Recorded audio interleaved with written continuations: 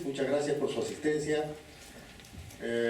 Mi nombre es Jorge Perazo, soy de la UNI y ustedes se preguntarán qué hace un ingeniero y algunos dos más que hemos venido aquí a presentarlo a nuestro amigo Jorge Manco. La verdad es que nosotros hemos visto siempre el panorama del gas, el petróleo, la minería desde el punto de vista de la evaluación de su potencial, de sus recursos, de su geología, pero poco nos hemos estudiado dos cosas que Jorge Manco ha relevado mucho en sus escritos, que es el valor de retorno y lo que el Estado percibe en cada uno de esos recursos naturales. De modo que esta conferencia de ahora, que empieza aquí, va a seguir en la UNI también, va a tratar el tema justamente de lo que él ha venido insistiendo durante todos esos largos años, de cómo lograr de que los recursos naturales realmente sirvan a la nación,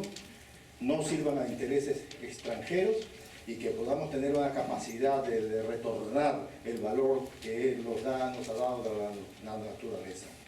De modo que esta conferencia vamos a repetirla, como lo digo, en todas las universidades, particularmente las nacionales, para que se enteren de lo que efectivamente ha sido este historial de las privatizaciones, porque hay que aprender nuevas políticas públicas, y para aprender nuevas políticas públicas hay que explicar y saber y documentarse qué pasó con todas las políticas respecto a la minería, el gas y el petróleo durante estos años, para poder enmendar, para poder corregir, para poder realmente no repetir esa historia que ha estado sembrada dentro de ello de corrupción también.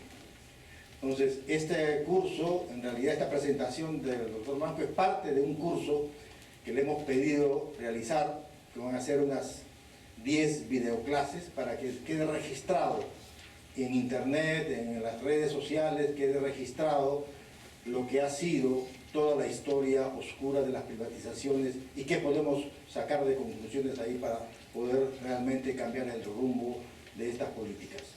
De modo que están invitados de ahora pues, al registro que ustedes han hecho y que algunos que no se han registrado pueden hacerlo, pueden participar en este curso online.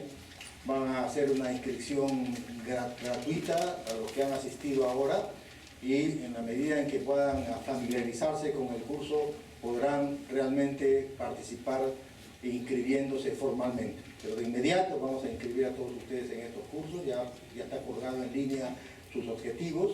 La plataforma educativa es catedrapolitica.com y pueden aquí verlo, tienen el folleto y si no lo tienen le van a alcanzar inmediatamente y ustedes pueden preinscribirse ahí para poder visualizar cada una de las conferencias. Ahora lo que queremos hacer es, a través del economista Manco, explicarles un poco cuál han sido un poco el resumen de todos estos cursos y cómo se ha trabajado las privatizaciones en el Perú. Muchas gracias por su asistencia. Lo dejo con el doctor Manco. Un fuerte aplauso, por favor.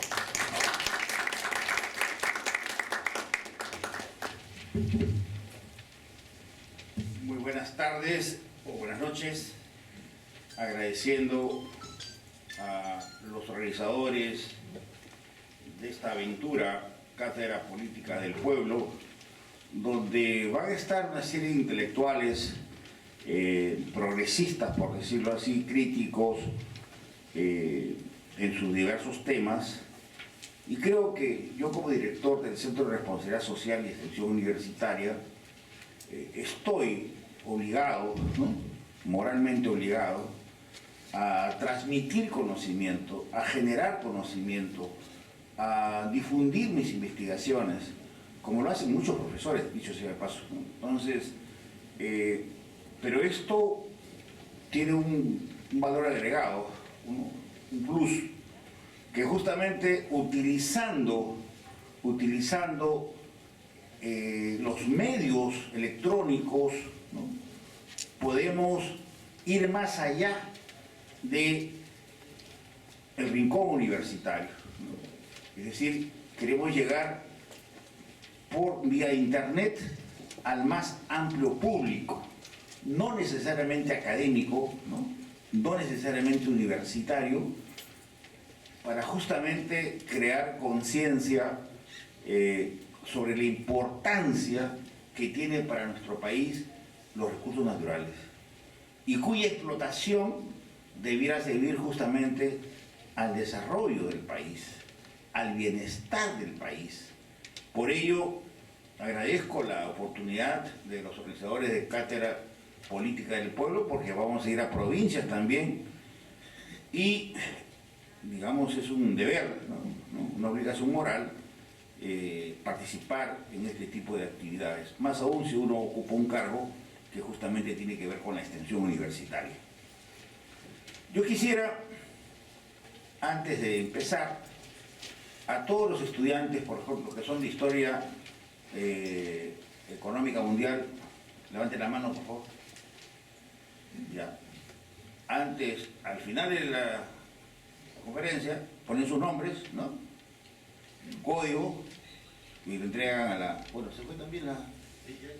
Bueno, no, un listado, ¿no? Porque yo eso lo valoro, ¿no? Claro que están moralmente obligados también a seguir, ¿no?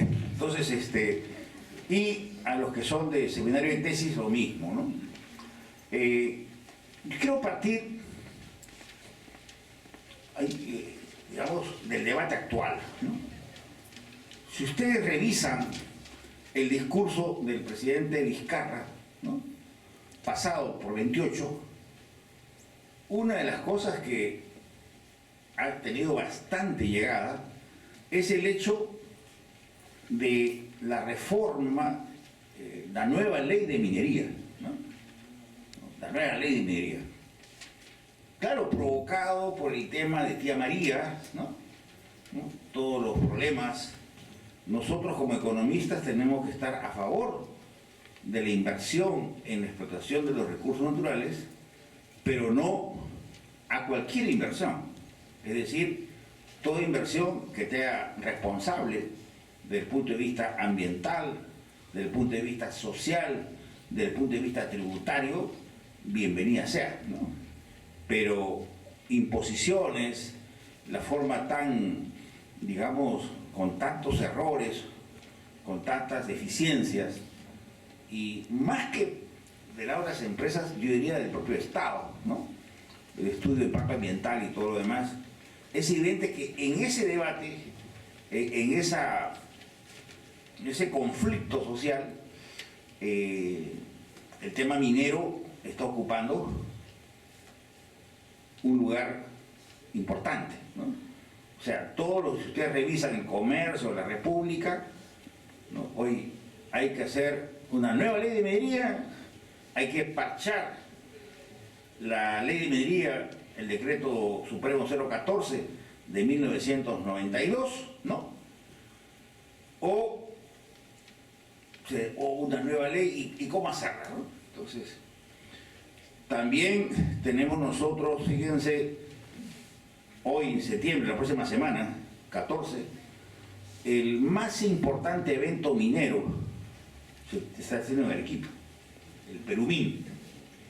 Pero ahorita hay una incertidumbre porque también los organizadores, la población del Tambo, que no quiere, Tía María no va, están justamente programando una serie de manifestaciones en esa fecha. Entonces, miren ustedes la importancia que tiene este tipo de eventos, porque nos guste o no nos guste, somos un país minero, ¿no? Somos un país minero.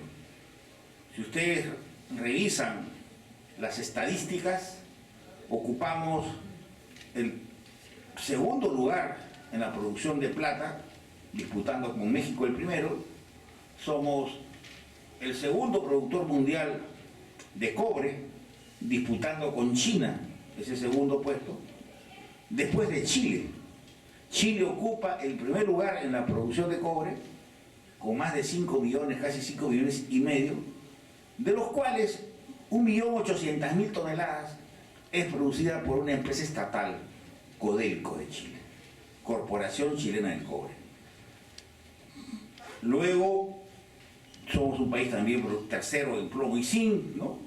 Entonces, somos un importante productor minero. Si ustedes revisan su teoría de las ventajas comparativas, ¿no?, el Perú tiene una ventaja comparativa en minería por los bajos costos de producción. Producir una libra de cobre, ¿no?, en nuestro país el costo está entre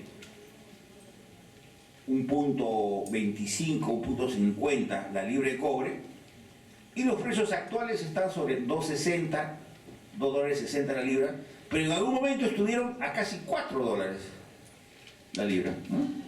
Básicamente en la década prodigiosa, esa década de boom minero entre el 2002 al 2012, ¿no?, los precios del cobre arañaban los $4 y se mantenían por encima de los $3 un buen tiempo. Entonces, en esa época, tener un precio de $3, $4 la libra de cobre con costos de $1, poco más, poco menos, realmente el tema ahí era de las sobreganancias, ¿no? El Estado participa de esas sobreganancias, eso lo vamos a ver en esta disertación. Chile es un país exitoso, es un país productor de cobre, pero no solamente de cobre, tiene diversificación productiva, ¿no? Entonces, partimos de la coyuntura. Hoy, ustedes revisan las declaraciones del ministro Oliva, ¿no? Lo que está en agenda ahorita no solamente es la nueva ley de minería, sino también la nueva ley de hidrocarburos y la ley eléctrica, ¿no?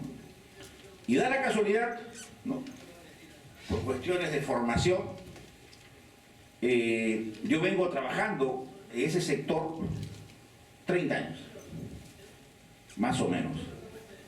Como diría el futbolista griego, ¿no?, solo sé que nada sé, ¿no? Y mientras más investigo, más ignorante me vuelvo, ¿no? Más interrogantes tengo que resolver. He sido ministro, asesor del despacho del ministro varios años, he sido asesor de la Comisión de Energía y Minas, pero antes que eso, he sido asesor de los trabajadores, ¿no?, y lo sigo siendo hasta ahora.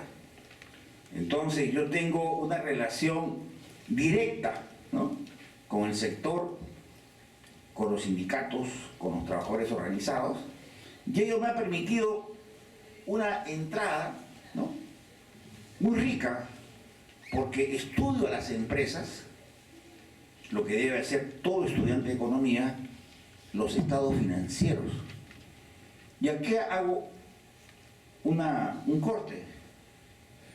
Mis estudiantes que no sepan leer los estados financieros, ¿no?, las cuentas, los estados de resultados, el flujo, el balance general, ¿no?, todo lo demás, y sobre todo las notas a los estados financieros, ¿no? Una cosa es la memoria, otra cosa son los estados financieros, los principales, y otra cosa son las notas a los estados financieros. Porque ese es lo más, digamos, cercano a la aproximación que uno tiene como economista con la realidad concreta, la realidad de las empresas, ¿no? Y también me preocupa, como economista, que ustedes tienen que saber dónde se produce la información, porque la información es poder, ¿no? Que tiene información, manda, ¿no? Y ustedes, cuando estén en el mercado, cuando estén en la calle, se van a dar cuenta de la importancia de tener información, de manejar información. Hasta cierto punto ustedes son privilegiados, porque hoy día tienen información a la mano, por internet, ¿no? Lo que está faltando es justamente el valor agregado, el análisis, que eso se hace cuando uno tiene una fortaleza teórica, ¿no? Entonces, vuelvo al tema. Son tres sectores importantes: minería, hidrocarburos, electricidad, los cuales tengo la responsabilidad de hacer el análisis, ¿no? Y en ese contexto, cuando estamos nosotros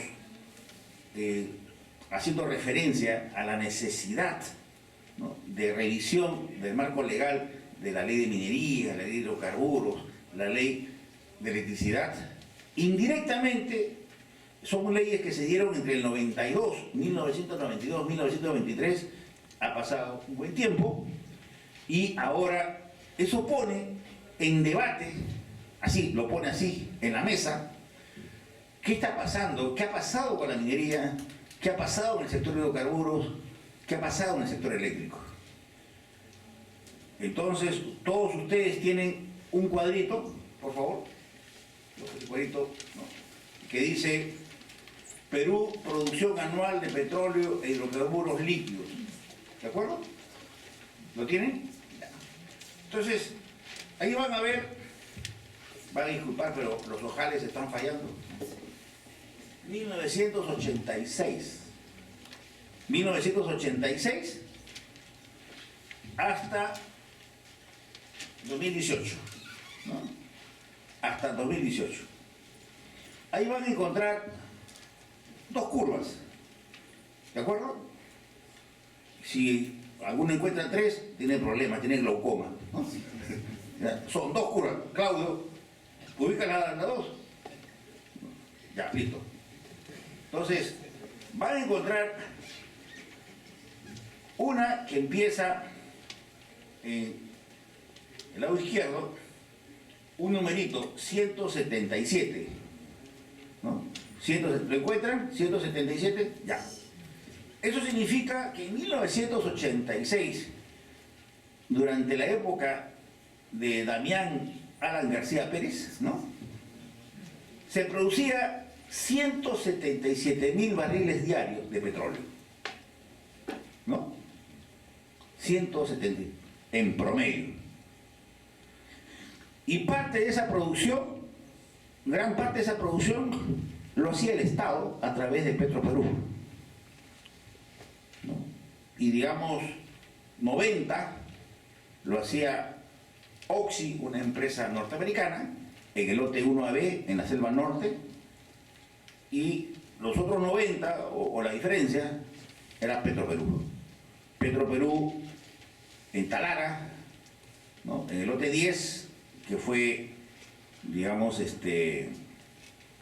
nacionalizado en 1968 con la revolución de Blasco Alvarado, y el año 69, al año siguiente, se crea Petroperú como empresa petrolera estatal, ¿no?, bajo los activos de una empresa estatal que había creado, ¿quién había creado?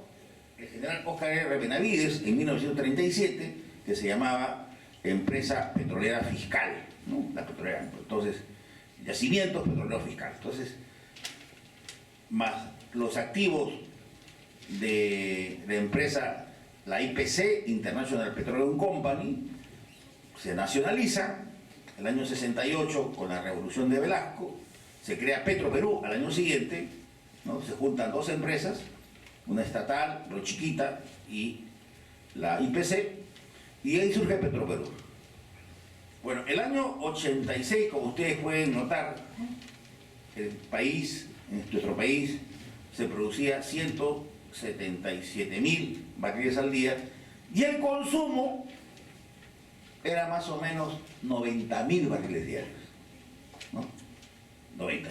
O sea que había un excedente, ¿no? No somos un país como Venezuela, que en su mejor momento llegó a producir 3 millones de barriles al día y consumía 500, ¿no?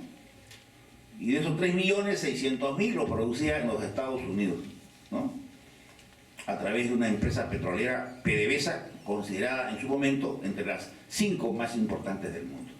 O sea, nosotros somos un productor marginal, ¿no?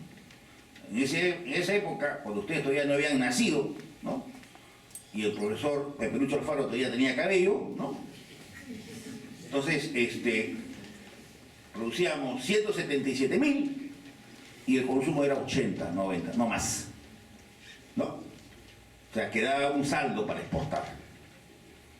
Ahora, nos pasamos al otro extremo de esa misma línea, que es la más tenue, ¿no? Estamos produciendo al 2018 43.560 barriles. ¿De acuerdo? ¿Todo lo ven? a mí me gusta siempre contar cosas, yo no hago toques, no soy toquero, no soy sociólogo. Miren, acá es lo que me dice la realidad. De 177 estás pasando a 48.9, 48.900 barriles. ¿Ya? O sea, hay una producción de petróleo que desciende, ¿no? Disminuye. Y digo esto porque el año 92, fíjense, el año 92 se producía aproximadamente 116, ¿no? 120.000 barriles al día, ¿ya? Y se tomó la decisión de privatizar la actividad empresarial del Estado, ¿no? Entre 1990 y 92, Fujimori, que sale elegido en junio de 1990, con un programa, digamos, de no chop, ¿no? Con un programa de voy a fortalecer la actividad empresarial del Estado, ¿no? Ante una herencia, ante una secuela, una catástrofe que dejó el señor García, porque fue una catástrofe, para que tengan una idea, el PBI entre 1986 y 1990 disminuyó 25%. ¿No? ¿Se imaginan ustedes como Venezuela? 25%. Y con una hiperinflación que está considerada entre una de las más importantes del mundo, ¿no? Entonces, 1 millón de intis, un sol, ¿no? Era el equivalente. Entonces, en ese contexto de 1990, sale elegido Fujimori, cambia de programa y aplica lo que se va a llamar el Fujichoc, donde sincera los precios y de un día para otro el ajuste de los precios es 400%. En otras palabras, los precios subieron en un día 40 veces. Entonces, en ese contexto, ¿por qué lo hacía así? Porque las empresas públicas generaban pérdidas, ¿no? Pero no porque fuesen ineficientes las empresas, porque lo que interesa no es si es propiedad privada o propiedad pública, lo que interesa es la gestión.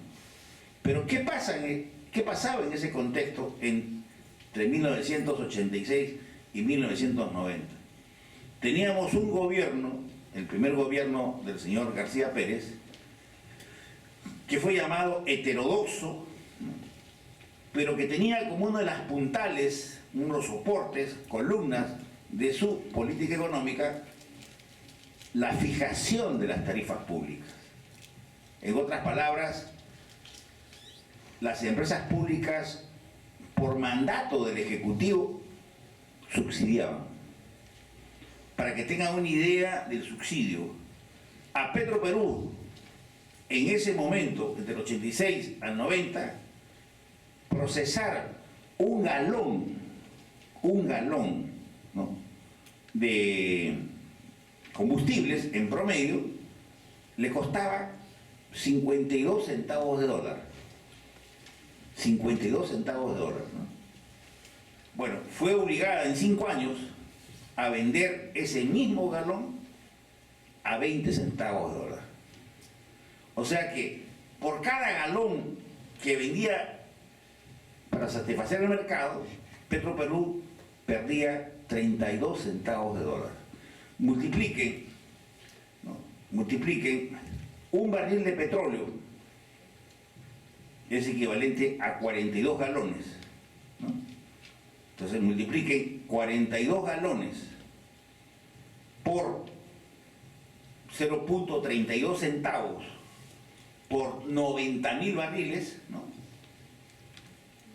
Pueden darse ustedes una idea de la pérdida que tenía la empresa estatal Petroperú, subsidiando el consumo urbano, subsidiando a las empresas, subsidiando a los combustibles, al consumidor en general, ¿no? Entonces, Eso significaba que tranquilamente tenías 1.200, 1.400 millones de dólares anuales de pérdida, ¿no? Entonces, en ese proceso, pero no solamente fue Petroperú, fueron todas las empresas estatales. El agua, Electrolima, que era la empresa eléctrica responsable de abastecimiento, generación y distribución en Lima, Electroperú, ¿no? Entel, la Telefónica, o sea, todas las empresas, ese era el modelo, subsidiaban. Hubo un crecimiento ficticio. Se creció 8.6, 8.7 y el año 88 se cayó, ¿no? Entonces, hizo Fujimori, ¿qué cosa hizo? Sinceró, ¿no?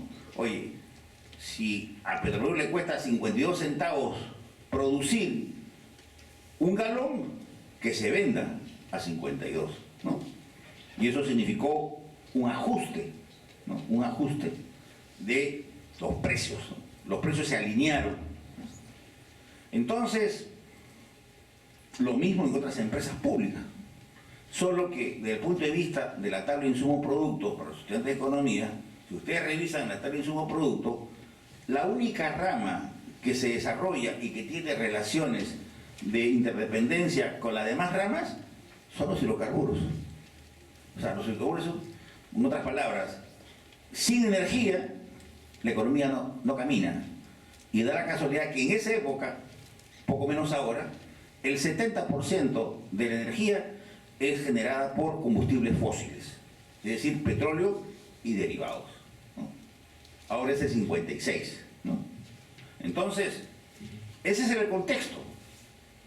Fujimori, el año 1992, se da la ley, la nueva ley de hidrocarburos, la 22261, y se apuesta por la política de libre mercado y se toma la decisión política de privatizar Petroperú de la peor manera, por partes.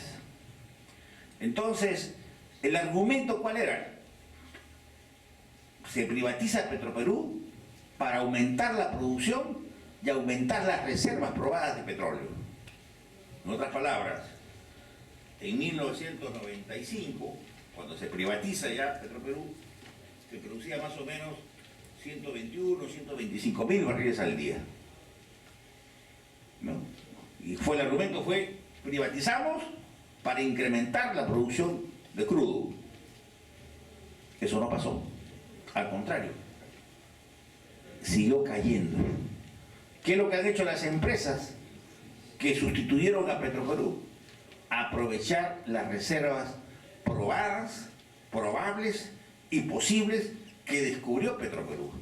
Para que tengan una idea, en el sector de hidrocarburos, la actividad más importante es la actividad exploratoria.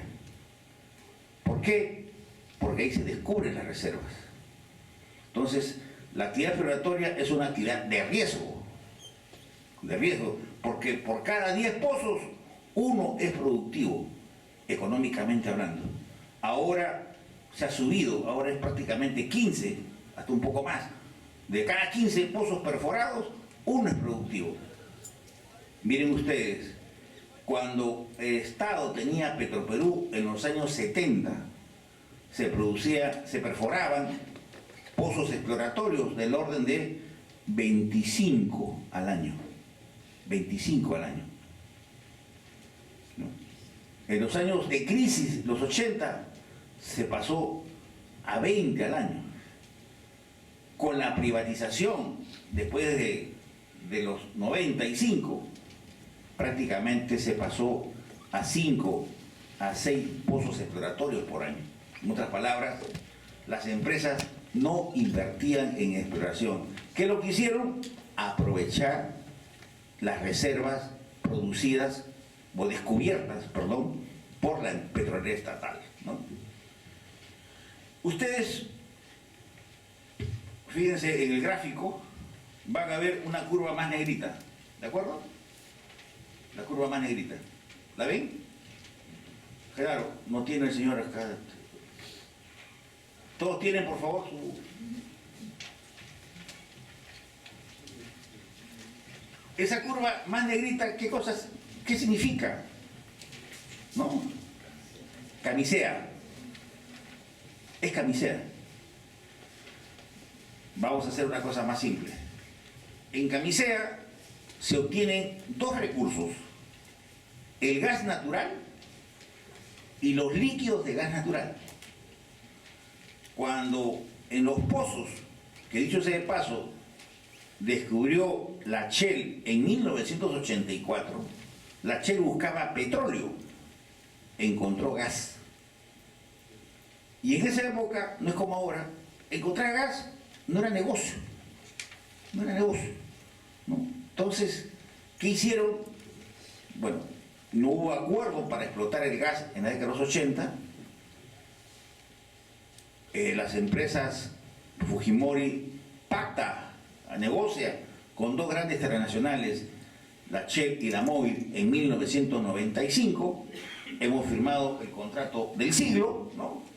Dos grandes empresas a nivel mundial, la Shell, que se había retirado en 1988, en 1995 regresa al Perú y dice: vamos a explotar los campos de Camisea, que yo he descubierto en 1984, como Shell, ¿no?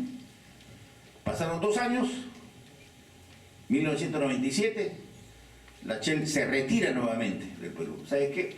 He invertido 500 millones en Camisea, pero no hay acuerdo con el gobierno. ¿Por qué? Porque a la Shell le interesaba el gas para llevárselo al Brasil.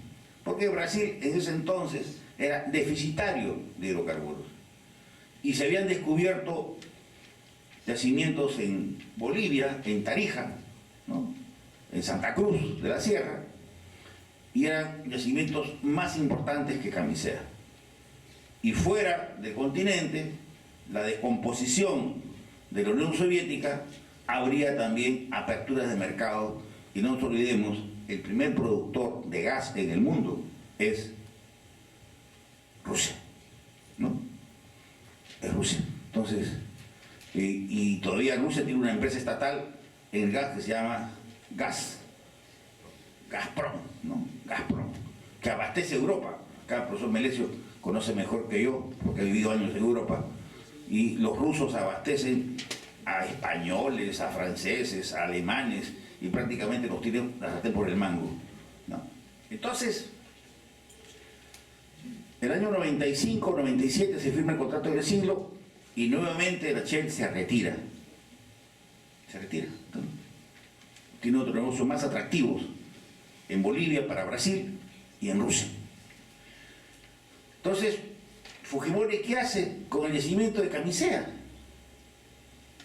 Ya estamos en el 98, 99, ya se sabe toda la corrupción que tiene este gobierno, pero a pesar de la corrupción y todo lo demás, en el año 2000 sale el video Montesinos Curi, ¿no?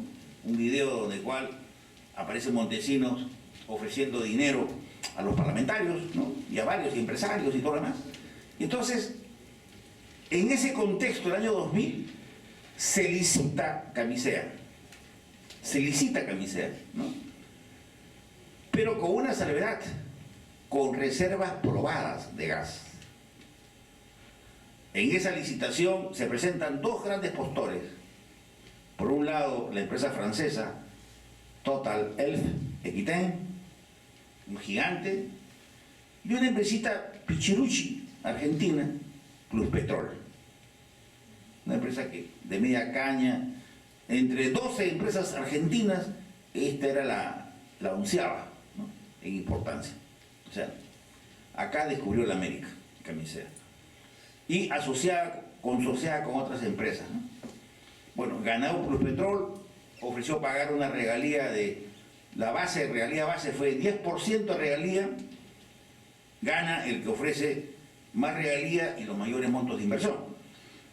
Se licita en plenas marchas, las plenas marchas contra Fujimori, contra los videos, la marcha por la democracia, contra la corrupción y qué sé yo. Bueno, en ese contexto se licita el yacimiento de Camisea, el lote 88, y gana el consorcio liderado por Pluspetrol, que ofrece pagar 37.24%. El consorcio perdedor ofreció 35%, ¿no? Y la base que el Estado dio fue 10%. Entonces hubo una, o sea, 37%, imagínense ustedes, de cada $100, 37 son regalías para el Estado, que es la base del canon gasífero, ¿no?, del FOCAN y de otros ingresos. Entonces, cuando se empieza a explotar se firma el contrato en 2001, ojo, de Camisea, con otro gobierno, el gobierno de transición del doctor Paniagua, siendo ministro el ingeniero Herrera Descalzi. La licitación fue con Fujimori. Se firma el contrato de Camisea, el gobierno de transición de Paniagua. El gas llega a Lima en 2004, gobierno de Toledo, ¿no? Fíjense, 3 gobiernos, de una u otra forma, respetaron ese contrato, ¿no? Bueno, yo fui crítico en ese momento de ese contrato por una sencilla razón: no aseguraba la presencia del Estado. Y era la idea que el Estado debiera participar, aunque sea como socio minoritario. Una cosa es que estés en el directorio y sepas todo el engranaje, a que solamente cobres la regalía. ¿Y por qué? Porque en la ley de hidrocarburos de 1992, la esencia, ¿cuál es? La libre disponibilidad que tiene el privado sobre los recursos naturales.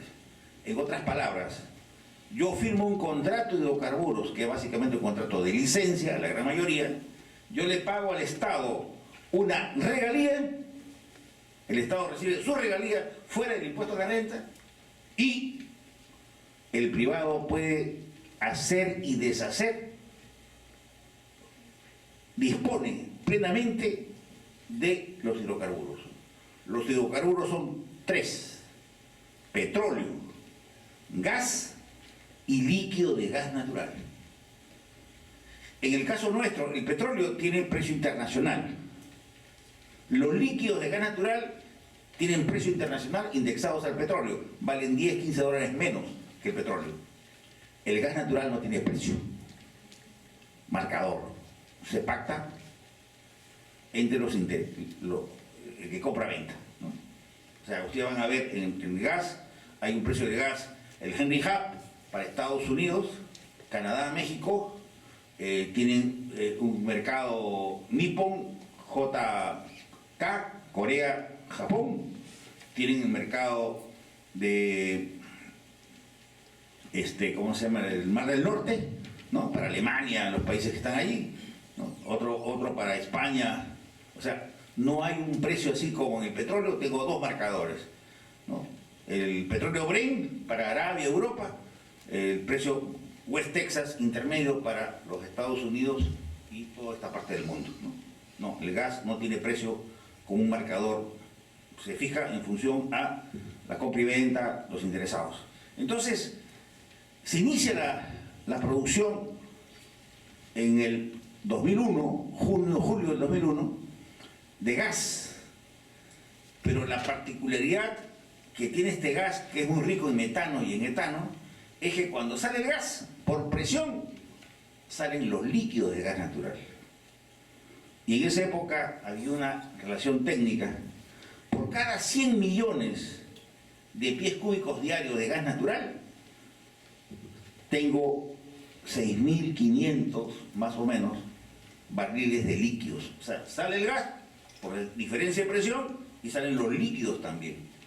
Y se separan. Gas para acá, líquidos para acá. ¿Bien? Entonces, se empezó el año 2001-2002 con una producción de 400 millones de pies cúbicos diarios de gas.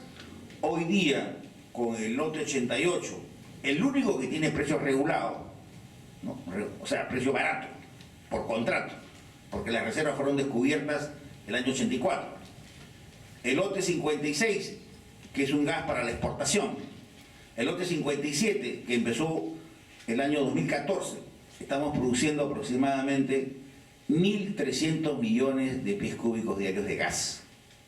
Bolivia produce 1.900, casi 2.000 millones.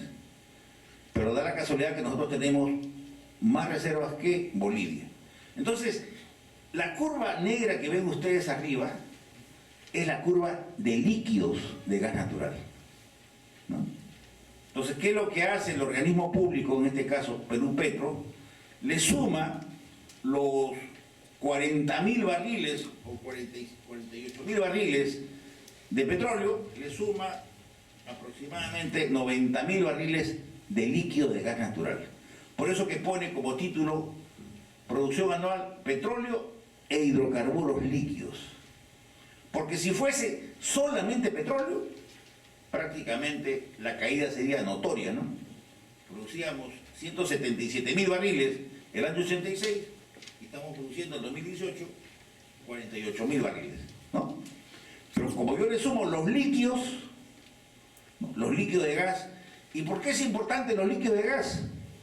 Para que vean la economía familiar. El 50% de los 90.000 barriles diarios de líquidos se transforman en GLP, gas licuado de petróleo. Y ese gas licuado de petróleo es el principal producto que usamos nosotros en nuestras casas, ¿o no? ¿No? Porque todavía no estamos masificados en cuanto al gas natural. Entonces, para que vean ustedes la importancia, si revisan el cuadrito de abajo, ¿no?, pueden ver la curva, pueden ver cómo ha crecido las ventas del mercado de gas, ¿no? Oye, flaco, ¿no tienes esto? Acá está, todos tienen con sus hojitas. Miren, esta es una clase de economía energética, por si acaso, ¿no? Y gratis, ¿no? No vamos a cobrar, ¿no? Al contrario, tengo que pagarles para que me escuchen. Entonces, miren, las ventas empezaron el año 92, 6.260 barriles día de GLP. ¿Todos ven? Miren, las ventas enero-agosto, o sea, ahorita, ¿a cuánto están? No escucho. ¿Cuánto? 60.000, ¿no? 60.200, ¿no? ¿Ya? Miren cómo ha crecido la venta de GLP, ¿no? Estos son datos, no son cuentos, ¿no? No es literatura. Entonces, ha crecido, miren, si fuese profesor de econometría, Alfaro, esta curva, ¿cómo sería? ¿No? Esta curva es creciente, ¿no? Pendiente positiva, creciente, sube como la espuma de una cerveza, ¿no? ¿De acuerdo? ¿No? ¿No? ¿No? Encuentran ustedes las barras del 2004. ¿Qué son las barras? Producción de GLP interna, ¿no? Miren, durante el 2004 hasta el 2015 éramos autosuficientes en GLP, ¿no? En 2015 las ventas eran 50.930 y la producción era 50.000, por ahí, más o menos. Pero ya en el 2016, 17, 18, en lo que va, tenemos que importar GLP. O sea, vendo más de lo que produzco. ¿Eso qué significa? Se salda con importaciones. ¿Y a quién le compramos? A Chile, que no tiene hidrocarburos. Le compramos GLP. Miren, ¿no? Entonces, a partir ya del 2015 somos deficitarios en GLP, ¿ya? A pesar de Camisea, a pesar del tremendo potencial que tenemos de gas. Entonces, ¿qué hace la privatización? La privatización prácticamente le da la disponibilidad de los recursos a los privados. Y lo segundo, los precios son libres, ¿no? Entonces, por eso, cuando ustedes analicen, y eso es lo que vamos a hacer en la cátedra política, nosotros cuando vemos la estructura de los precios de los combustibles, estamos pagando el doble o más de los precios de lo que cuestan en Estados Unidos. O sea, un país que ocupa el nuestro, ingresos medios, ya no somos pobres, pagamos el doble de lo que pasa en Estados Unidos. Entonces, si un caso saltante de las privatizaciones, porque en el caso del GLP, Petroperú tenía una empresa filial que se llama Solgas, ¿no? Hasta el año 92, agosto, era de Petroperú, una filial rentable con 9 centros de envasado de GLP, ¿no? El GLP es distinto al gas natural. El gas natural es una mezcla de metano y etano, el GLP es una mezcla de propano y butano, ¿no? 55-45, ¿no? Una cosa así. Entonces, esa filial de Petroperú Solgas fue privatizada. Esto está acá en mi libro, disculpen que me haga un cherry, ¿no? Un autobombo, ¿no? Bajo Argentino, ¿no? Porque este libro tengo que actualizarlo, porque este libro fue publicado en 2001, fue sobre privatización, hidrocarburos, mito y realidad, publicó la universidad. Vamos a sacar un nuevo libro sobre un balance del 2002 a la fecha, ¿no? Lo tengo disperso, entonces, pero esa empresa Solgas, miren ustedes, el año, pueden ver en el cuadro de abajo, en la página al reverso, fue privatizado el 21 de agosto de 1992 y se vendió su mayoría accionaria a $7.547.000. ¿Ya? 7 millones. O sea, Petroperú fue obligada a vender una empresa que tenía, no sé, yo sé que ustedes viven, la mayoría viven en San Borja, La Molina, Miraflores, ¿no? O sea que cuando van allí por Javier Prado, con aviación, van a encontrar frente al Museo de la Cultura un edificio de más de 12 pisos. Ya, ese edificio era de Solgas. Solo en 1992 el seguro de ese edificio era 5 palos verdes. Y tenía 9 plantas de envasado a nivel nacional, desde Talara hasta pasando por el Callao, Matarani, Hilo, ¿no? Entonces tenía un mercado asegurado, 40% del mercado, Solgas, generaba utilidades netas que una empresa estatal como Solgas